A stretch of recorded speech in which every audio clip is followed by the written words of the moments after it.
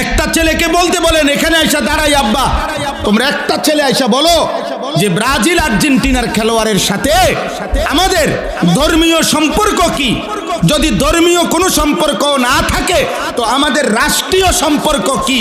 বাংলাদেশের অর্থনীতি, সামাজিক, বাংলাদেশের উন্নতি, প্রগতি, আধুনিকতার জন্য শুধু মাতৃভূমির মায়াও যদি থাকে, একটা নাফরমান বল এটা এখানে দাঁড়ায়া আর্জেন্টিনার ব্রাজিলের খেলোয়াড়ের সাথে আমাদের বাংলাদেশের উন্নতির কি সম্পর্ক বল? ইসলাম তো আছে নাই, রাষ্ট্রের বলেন, রাষ্ট্রের বলতে বলেন এ দেশের উন্নয়নে কথা বলেন না, আমাদের সাথে ওদের কি কি লেনদেন বলেন আঙ্কেল,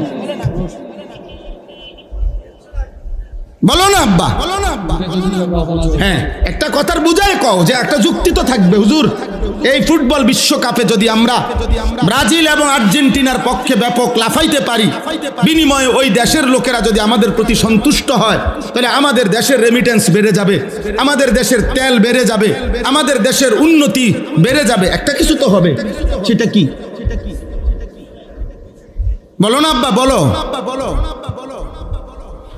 কাতার বিশ্বকাপে প্রধান আলোচ্য বিষয় ছিল, আমরা স্পষ্ট পত্রিকায় দেখছি, এখনো পিছনে সার্চ দিলে পাওয়া যাবে, কাতার বিশ্বকাপে প্রধান আলোচ্য বিষয় ছিল মদের বোতল।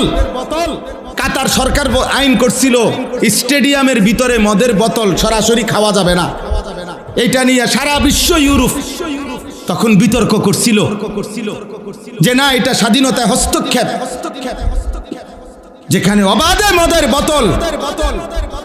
ব্রাজিল বিশ্বকাপের সময় সরকারি ওরা হিসাব দিছিল ওই দেশে যে যে পরিমাণ আয় হবে, রাষ্ট্রের আয়, এই আয়ের যে খাতগুলো দিছিল আমি নিজ চোখে দেখছি, সেই খাতের একটি খাত হলো যে পরিমাণ হোটেলে নারী ভাড়া দেওয়া হবে, যে পরিমাণ বেশ্যাবৃত্তি হবে, দেহ বিক্রি হবে, ওইখান থেকে রাষ্ট্র বিশাল বড় টাকা আয় হবে, ওইটা একটা বড় খাত।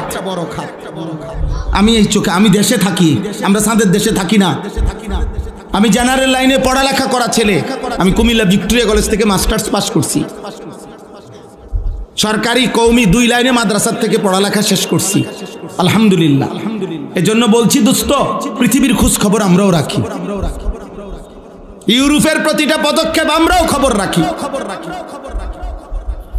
বলো না আব্বা, বলো না, তোমরা ইনসাফের সাথে বলো, একটা ছেলে এই একটি ফুটবল বিশ্বকাপকে কেন্দ্র করে কি পরিমাণ জুয়ার খেলা হবে, এক এক খেলোয়াড়ের নামে, দলের নামে কত কোটি কোটি ডলার জুয়া হবে, বলেন বলেন বলেন বলেন বলেন। খেলা হইল ফুটবল, কিন্তু 3 দেশে 3টা উদ্বোধনী অনুষ্ঠান হবে, 3 দেশের সম্মিলিত আয়োজনে 3টা উদ্বোধনী অনুষ্ঠানের মধ্যে অসংখ্য নর্তকী নাচবে। তো নারীর নাচের সাথে ফুটবলের কি সম্পর্ক? বলো না ভাই, বলো না ভাই, ইনসাফ করো আব্বা, নর্তকীর নাচের সাথে ফুটবলের কি সম্পর্ক বলেন?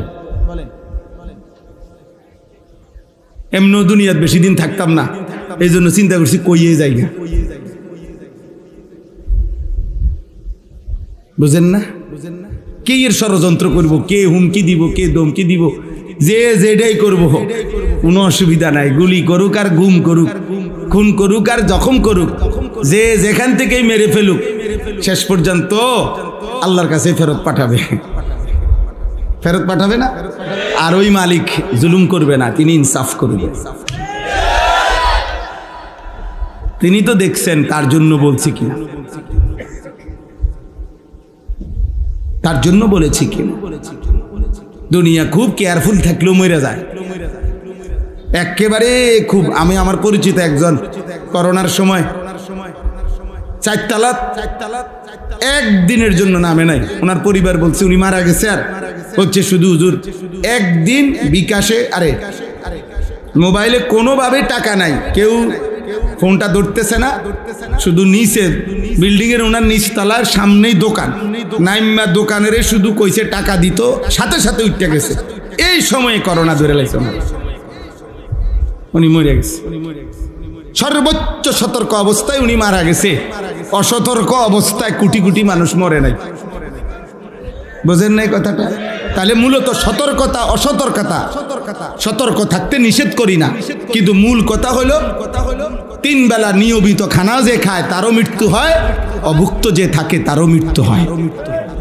মৃত্যু কারোই থামে না আমার ভাই বন্ধু। অতএব আলহামদুলিল্লাহ অনেক মেহনত আমার প্রিয় মাকসুদ ভাই লাকসামের, যে আমারে দাওয়াতটা দিছে, অনেকবার পেরেশানি করছে।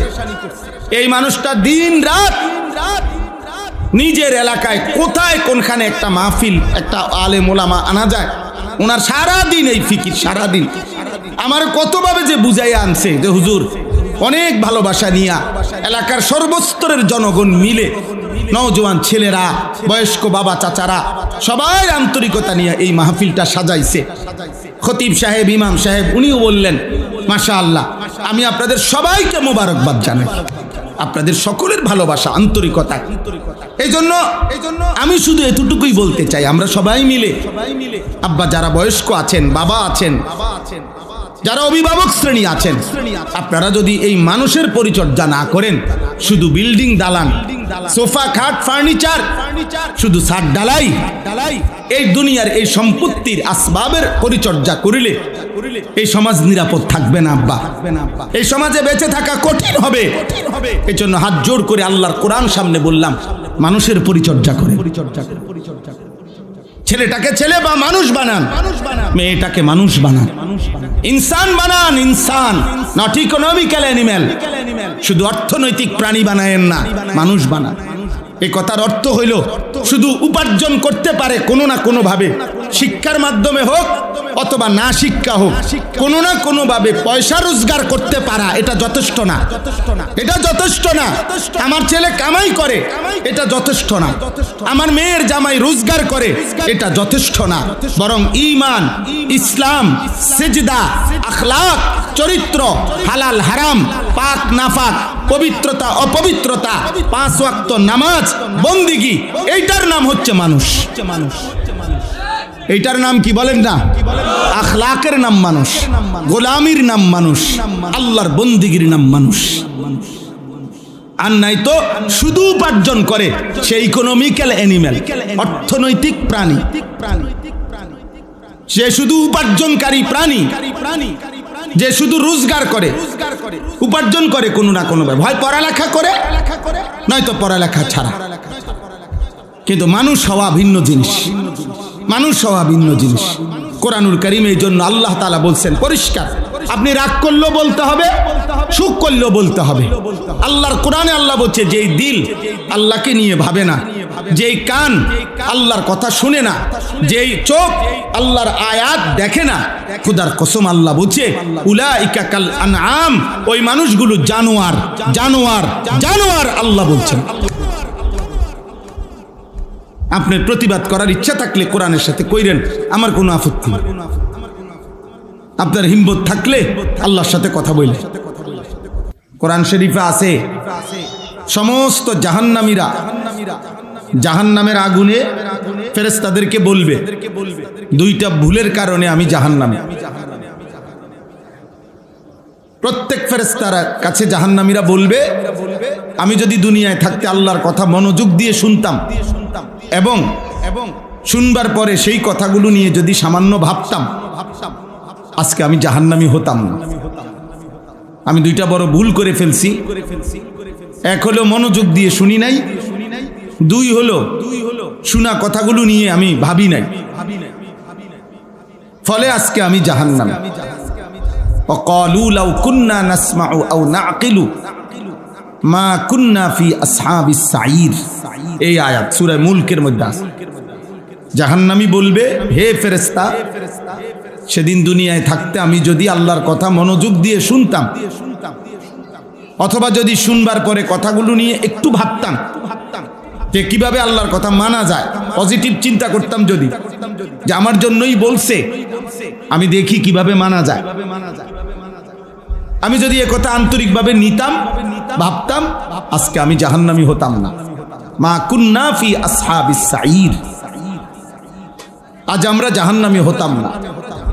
কোরআনে আছে তখন জাহান্নামী নিজের পাপ ফেরেশতার কাছে সব বলবে, ফাতারাফু বিদামবিহিম, সে নিজের অপরাধের কথাগুলো একটার পর একটা বর্ণনা দিবে, স্বীকার করবে, আমি মিথ্যা বলেছিলাম, চুরি করেছি, জিনা করেছি, মদ খাইছি, জুয়া খেলছি, নারী দেখছি, কথায় কথায় গালিগালাজ করছি, হারাম উপার্জন করছি।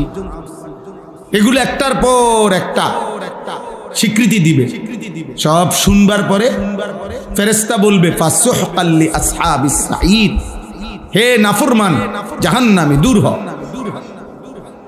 দূর হ, জাহান্নামেই পড়ে থাক। কারণ আমি ফেরেশতাকে তুমি 1000 বার, লক্ষ বার, কোটি বার বললেও আজ আমি তোমার কোনো উপকার করতে পারবো না। শুনাইলেই যা, কিন্তু কোনো ফায়দা নাই। তোমাকে জাহান্নামের আগুনেই পুড়তে হবে, জাহান্নামের আগুনেই জ্বলতে হবে।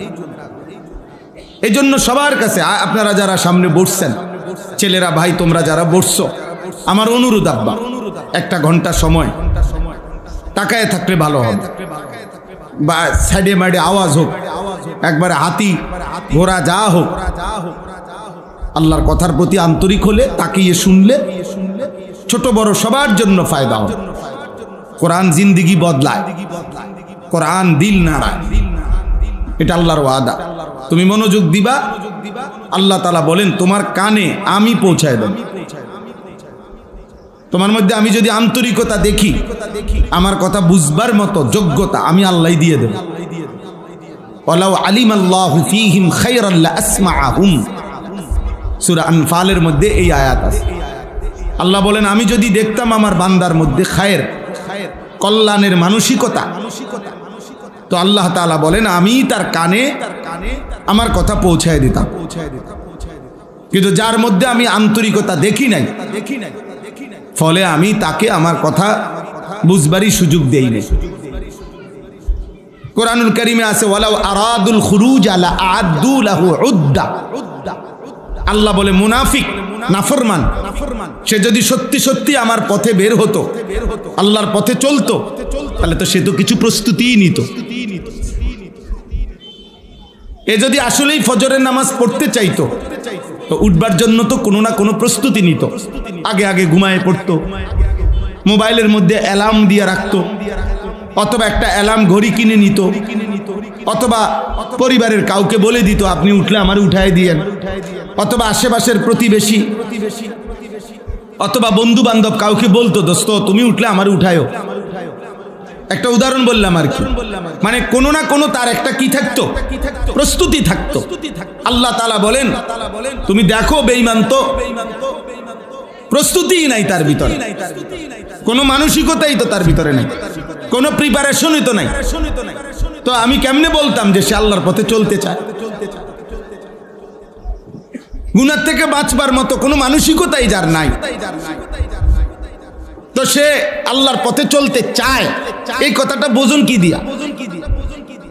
আল্লাহ তাআলা বলেন ওয়ালাকিন কারিহাল্লাহুম বিআসাহুম, ফলে যদি আমি আল্লাহ তাআলা গাফলতি আর খামখেয়ালি, অমনোযোগিতা দেখতে থাকি, তো আল্লাহ বলেন একদিন আল্লাহর পথে চলা তাকে, এই নাফরমানকে আল্লাহর পথে চলা আল্লাহই পছন্দ করে না।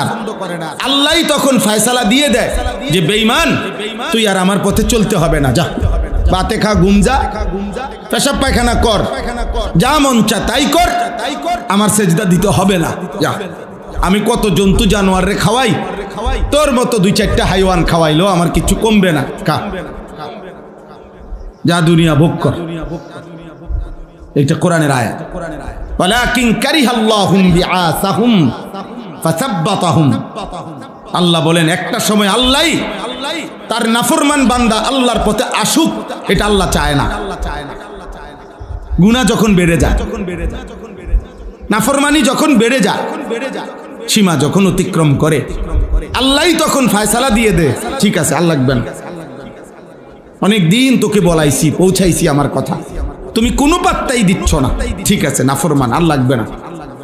ওয়াকিলা কুদু মাআল কাঈদিন, আল্লাহর পক্ষ থেকে বলা হয় হে নাফরমান, হে বেঈমান, আমার যেই সমস্ত বান্দা আমার ইবাদত থেকে বসে আছে, আমার ইবাদত বাদ দিয়ে বসে আছে, যা তুমি নাফরমানও ওদের সাথেই বসে থাকো, যাও, লাগবেন আর উঠতো না, সাদওয়ানে জামাত হয়ে যাক, তুমি বনে খাও। তোমার মতো বেড়াইতে নামাজ পড়ন লাগতো রাজা বনে তো খাইতে আসছো দুনিয়ায় খাও বন খাও বন খাও চা খাও বিড়ি খাও দেখো আর কিছু আসেনি দোকানে বিস্কুট মিস্কুট আসেনি লও খাও তুমি মোবাইলেই টিফো তোমার মতো হাইওয়ান আমার ঘরে আসতে হবে না ভাতে তো খাওয়া দরকার তোমার আমি খাওয়াবো কত বেঈমান রে আমি খাওয়াই কত মুরতাদরে আমি খাওয়াই 40 বছরে যে কোনোদিন স্বীকারও করে না আল্লাহ বলতে কিছু আছে আল্লাহ বলে আমি এমন বেঈমানরও তো খাওয়াই তা তোমাকে খাওয়াইতে অসুবিধা কি এই পৃথিবীতে এমন মানুষ নাই